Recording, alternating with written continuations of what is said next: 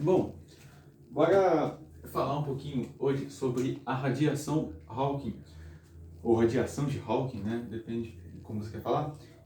Bom, essa teoria ela foi publicada inicialmente em 1974 com o físico britânico Stephen Hawking, por isso o nome da teoria é radiação Hawking. E, bom, o que o Stephen Hawking nos mostrou, né, é que os buracos negros eles podem ser mais interessantes do que parecem, né? Como uma das frases que ele cita no livro da Uma Breve História do Tempo, e durante a sua carreira ele cita muito essa frase também, que os buracos negros não são tão negros assim, né? Porque, na verdade, eles emitem muita radiação.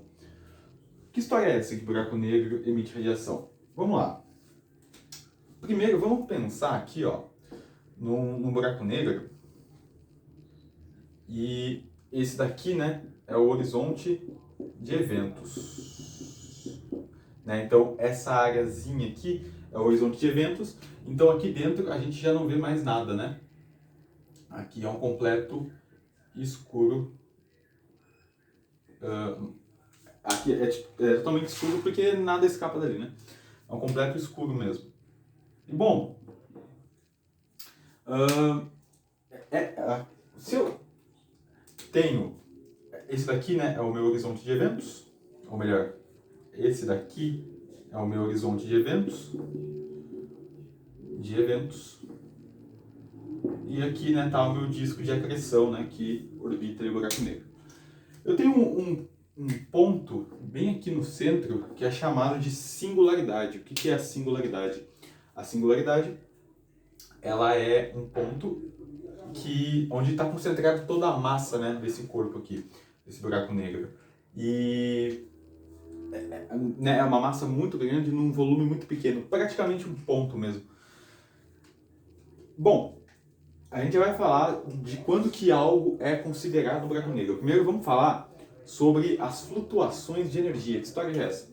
Ó, primeiro, eu coloquei aqui duas equações, né? Vocês estão vendo a equação de campo de Einstein e o princípio da incerteza de Heisenberg.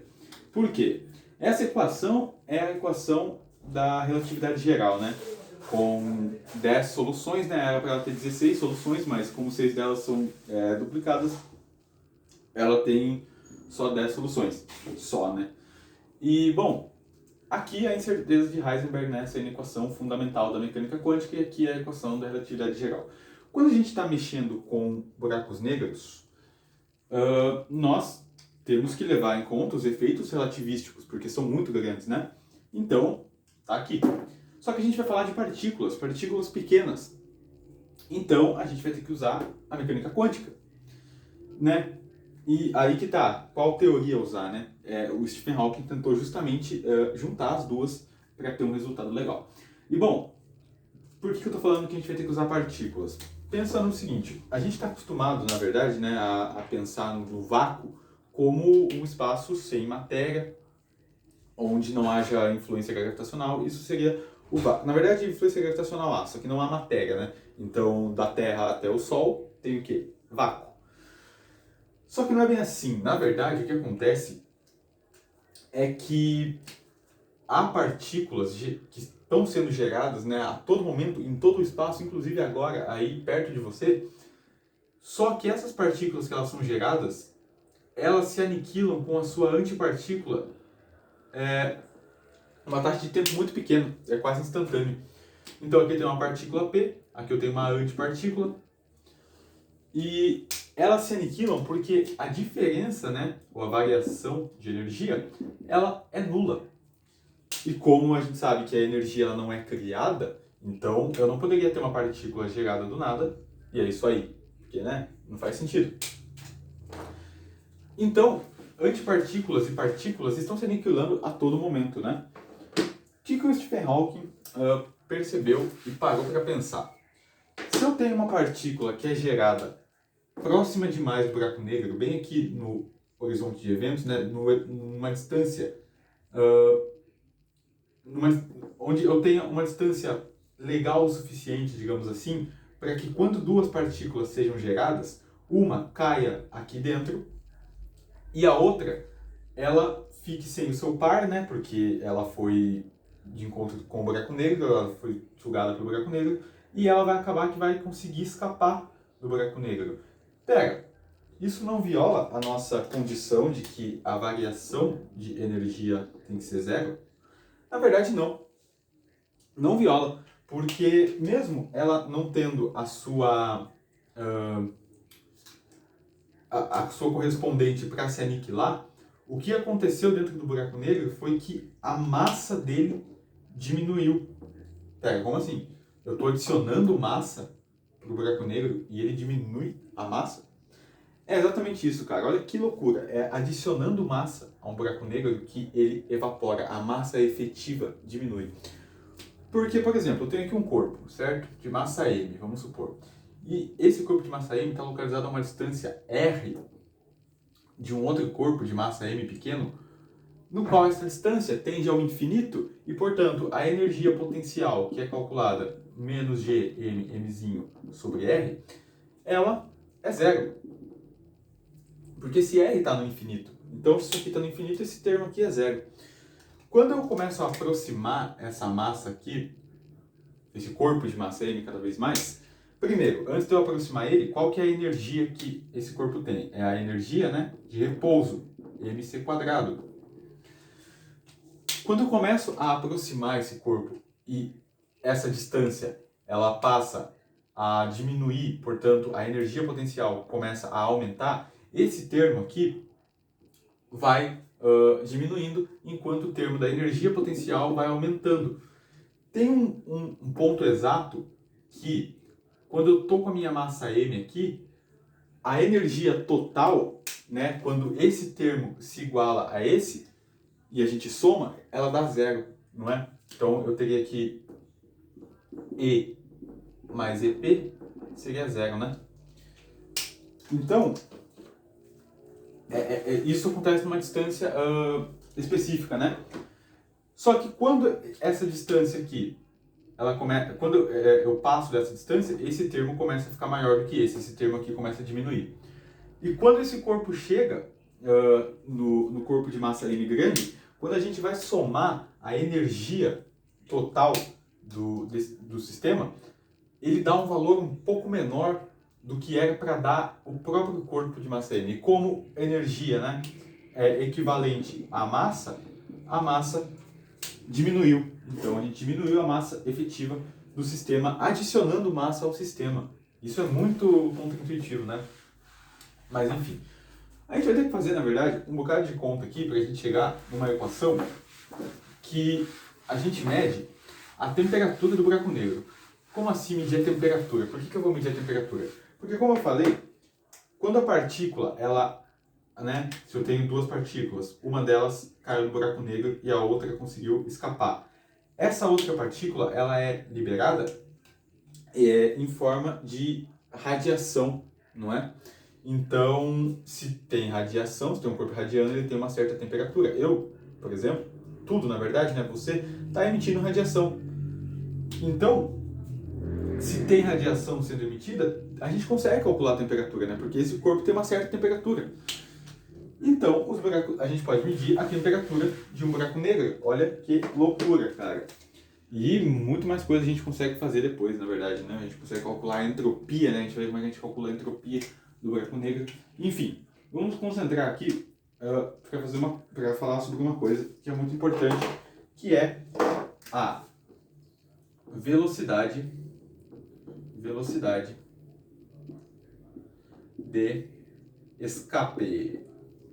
escape. Bom, vamos pensar na energia mecânica de um sistema.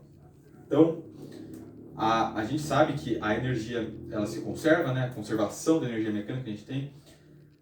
Então, a energia mecânica inicial é igual à energia mecânica final. E o que é a energia mecânica? É a soma da energia potencial com a cinética, ou o contrário.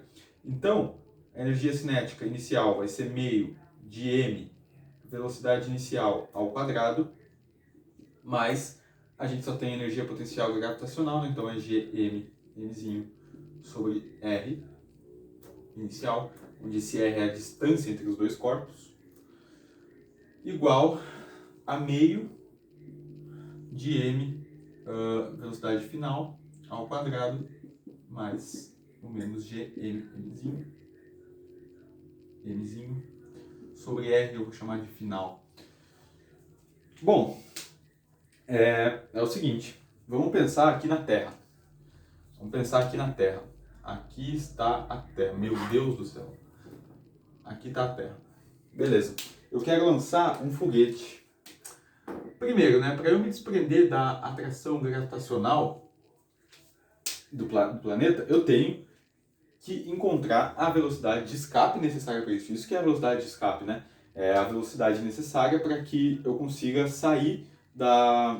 Né, se eu tenho um corpo que está numa influência gravitacional de outro corpo, eu tenho uma certa velocidade de escape para poder me desprender dessa força gravitacional. E, bom, se eu vou sair, considerando que eu vou me desprender, né, do campo gravitacional, então a velocidade inicial é a própria velocidade de escape. E eu vou atingir, né, um ponto R que está localizado no infinito, né, localizado onde a influência desse campo gravitacional não chegue até esse meu ponto final, então esse sistema essa energia potencial aqui, né, ela vai para zero, porque se eu tenho esse ponto aqui localizado no infinito, esse termo aqui vai para zero, né? Então, é igual o sistema que a gente viu aquela hora, né, de um corpo de massa mzinho e um corpo de massa m grande, de tal forma que a distância entre eles seja tal que não haja energia potencial gravitacional, né? Ela seja nula, a gente pode desconsiderar. E qualquer qualquer posição menor do que essa, já é a energia potencial, ela começa a crescer, né? Então, ele tem que chegar, esse foguete, ele tem que chegar nesse ponto R com uma velocidade final igual a zero, né? Se ele vai chegar lá, e lá é o ponto final dele, ele tem que chegar com uma velocidade nula, né? Faz sentido? Se a velocidade é nula, esse termo aqui morre. E a gente viu que o limite, quando esse R tende ao infinito, de menos mzinho sobre R, isso aqui dá zero, né? Isso aqui dividido por algo infinito é zero. Então, o que eu tenho somente vai ser esse lado aqui. Então vai ser meio de mv de escape ao quadrado, né? Eu falei que a velocidade inicial era a velocidade de escape, menos g, mzinho, sobre R. Isso aqui é zero. Então eu somo esse termo dos dois lados, eu vou ter meio de mv de escape ao quadrado é igual a g, mzinho, sobre R. Veja que a massa não influencia, né? A massa do foguete, no caso. Então eu posso cortar aqui. Esse foguete tem uma massa m aí. E, bom, então eu vou ter meio de m, ou melhor, meio de v ao quadrado igual a gm sobre r.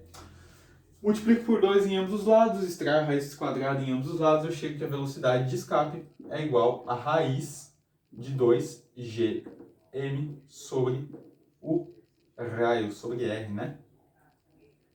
Beleza. Na verdade, a gente já até sabia, né, como calcular essa velocidade de escape, só apresentei ela aqui novamente, porque ela vai ser muito útil pra gente. Eu vou apagar aqui para ter mais espaço. Bom, coloquei ali em cima a expressão da nossa velocidade de escape e agora eu quero fazer uma análise com vocês a respeito do raio de Schwarzschild. O que é o raio de Schwarzschild? Primeiro, vamos analisar um buraco negro aqui. Então eu vou fazer o mesmo desenho que eu fiz aquela hora, né? Então aqui eu tenho o horizonte de eventos.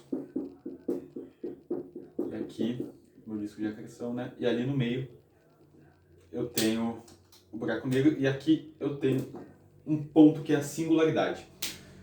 Eu não vou pintar isso aqui de preto porque eu quero falar com vocês sobre o que é, né, o buraco negro, vocês vão entender.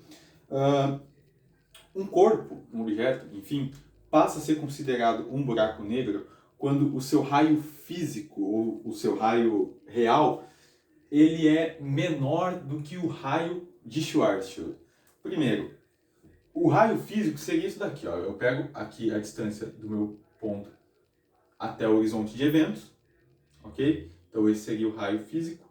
E o raio de Schwarzschild é a distância aqui do centro até ali o disco de acreção, beleza? Essa daqui, né, é a fronteira, digamos assim, onde nada, tudo que está aqui, a gente meio que é um caminho sem volta, e o que está aqui fica orbitando ali aquele buraco negro, né? E tem chance de escapar. Mas enfim, esse aqui então é o raio de Schwarzschild. Beleza. O raio de Schwarzschild a gente calcula dessa maneira. Raio de Schwarzschild é igual a 2gm sobre c ao quadrado. Então, o que a gente vai fazer aqui é o seguinte. Vamos supor Bom, se um corpo que tem um raio menor do que isso daqui, então ele é um buraco negro. Vamos supor um buraco negro que tenha o raio físico igual ao raio de Schwarzschild. Então, esse raio aqui é igual ao raio de Schwarzschild. Qual que seria a velocidade de escape, né? Qual seria a velocidade para que eu conseguisse fugir da influência gravitacional desse buraco negro? Então, a velocidade de escape, a gente já viu ali que é a raiz de 2gm sobre o raio, só que o raio é o raio de Schwarzschild. Então, isso aqui fica o quê? Raiz quadrada de 2gm sobre 2gm sobre c ao quadrado. Esses dois termos aqui, né? Vamos cortar. Vai sobrar só c ao quadrado. Raiz de c ao quadrado, e raiz de c ao quadrado é c. O que isso daqui significa? Significa que, para um buraco negro cujo seu raio é igual ao raio de Schwarzschild, a velocidade necessária para escapar da influência gravitacional é c, a velocidade da luz, né? 3 vezes 10 a 8 metros por segundo, ou, uma maneira legal de escrever, é 300 metros por microsegundo, né? Enfim, pô, cara, é muita coisa. Isso para um buraco negro cujo raio é igual ao raio de Schwarzschild. Só que a gente sabe que os buracos negros têm seus raios menores do que o raio de Schwarzschild. Portanto, a velocidade é ainda maior do que a velocidade da luz, né? A velocidade de escape é ainda maior do que a velocidade da luz. Olha que loucura, né? Basicamente, não tem como escapar. Nada sai. Por isso que nem a luz sai de lá. Porque a velocidade de escape é maior do que a velocidade da própria luz. Loucura. Bom, vamos falar sobre o seguinte então agora.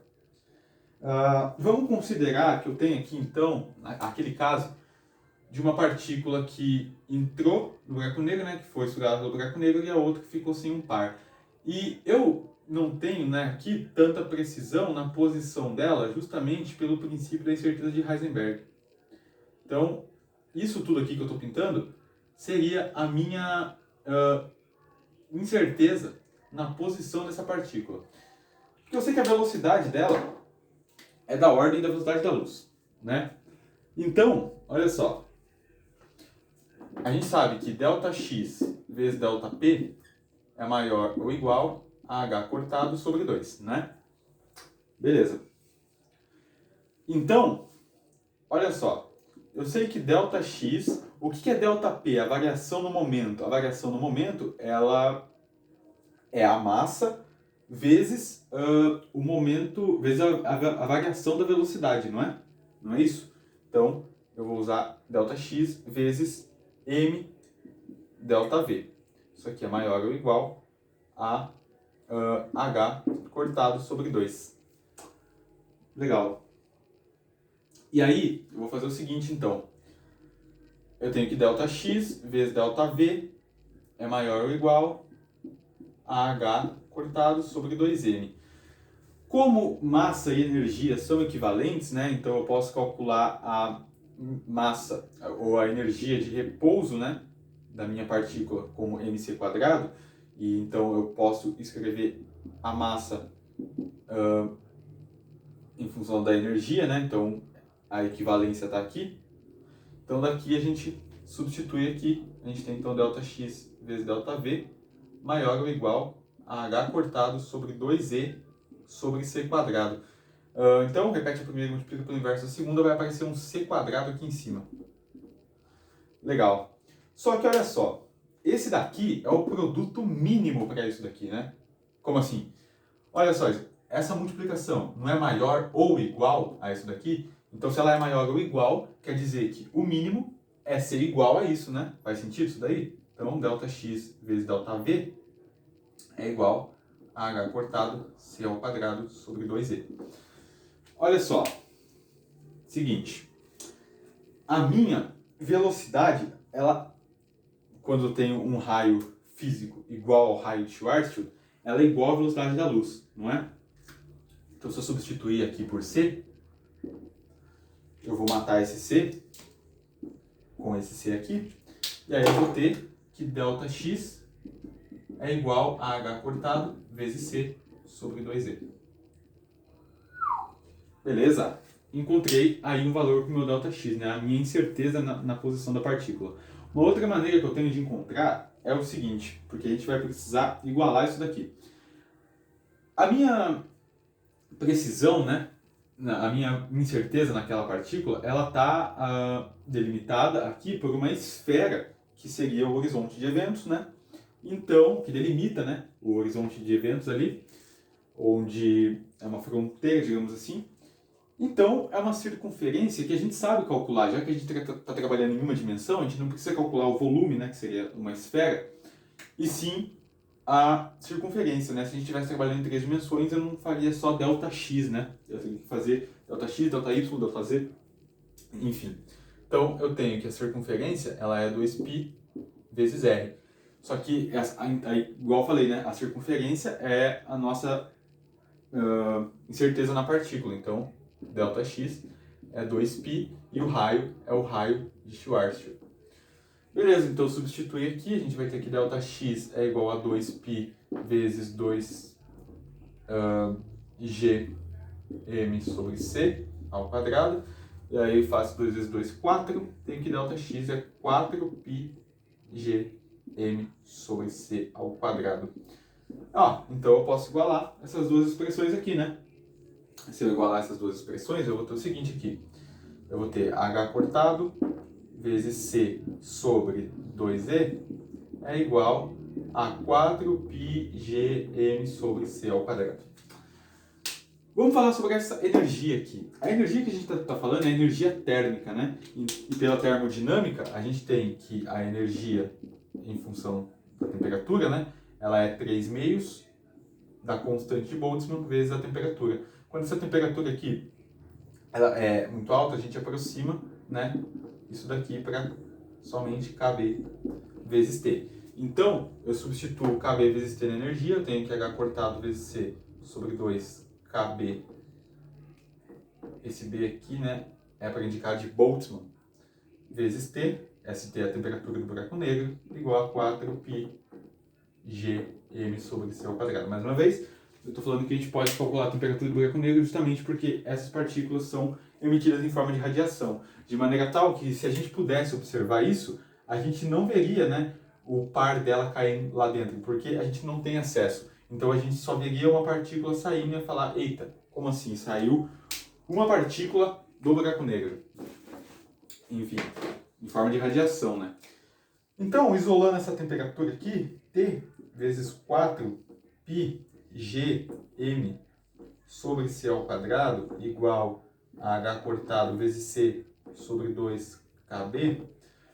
Passa esse c aqui multiplicando, eu vou ficar com c ao cubo ali. Esse 4 aqui multiplica esse 2 dá 8. E a gente passa o resto ali também, então a gente tem que a temperatura ela é igual a h cortado vezes c ao cubo sobre 8π kb vezes gm. Então, este é o valor da temperatura, né, de um buraco negro. A gente pode ir até um pouco além ainda, né? Essa foi exatamente a equação que o Stephen Hawking chegou. A gente pode ir um pouco além e falar sobre a entropia, né, o grau de desordem de um sistema, enfim. Deixa eu só dar uma apagadinha aqui. Bom, vamos falar então da entropia, né? Eu coloquei aqui a nossa equaçãozinha. Vamos falar da entropia. A entropia, né, como a gente sabe, mede o grau de desordem de um sistema com o tempo. E como que eu calculo a entropia na termodinâmica, né? Que é a segunda lei, né, da termodinâmica. Eu pego um elemento infinitesimal de calor, quantidade de calor, e eu divido isso pela temperatura. Uma maneira que pode aparecer isso é da seguinte maneira, né? Integrando dos dois lados, você tem que S é a integral de 1 sobre T dq, né? Isso aparece assim também. Mas enfim, esse T aqui, né? E de Q, às vezes aparece assim. Então, olha só. Se eu passar isso aqui dividindo, eu tenho que ds, que é a minha entropia, sobre dq, é igual a 1 sobre T. Olha só, eu tenho aqui calor. Calor é uma forma de energia, né? A gente sabe que energia não cria, não se destrói, mas ela se transforma, né? Eu posso transformar a minha energia, eu posso transformar isso daqui, na verdade, né, em energia de repouso interna. Então, o que é energia de repouso, né? O famoso MC2. No caso, M grande, né? Porque é a massa que a gente está usando aqui, né? Do buraco negro. Então, a gente tem que... isso aqui vai estar ds sobre dmc2. Como C2 é constante, eu faço assim. Multiplico aqui. ds dm é igual a 1 sobre t. Só que o que é 1 sobre t? Seria 1 sobre isso tudo aqui. Só que então, como a massa ela vai estar variando também, eu vou ter que integrar aqui com uma derivada parcial, né? Eu vou ter que integrar aqui com ΔS dm. Isso aqui vai ficar 1 sobre isso. Então, eu inverto, né? Eu vou ter aqui 8 π kb gm sobre h cortado vezes c ao cubo. Esse c ao quadrado aqui some, aí fica só c. Então eu vou ter ds dm é igual a 8 π kb gm sobre h cortado vezes c.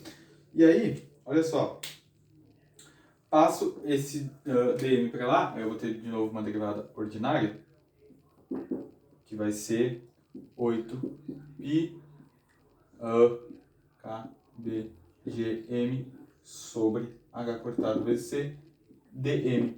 Olha só, estou derivando ali em relação a massa, né?